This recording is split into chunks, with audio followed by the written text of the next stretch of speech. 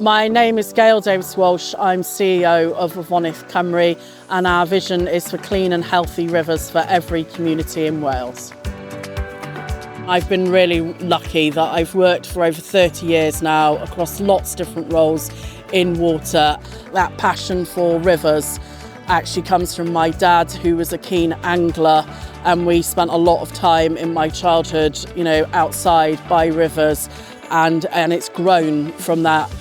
Only 40% of rivers across Wales are in good ecological status. We have a vast array of different issues and impacts on our rivers at the minute. And I think in turning that around, Wales should be the leading country here for our rivers, and we should be setting the standard that everyone else wants to meet.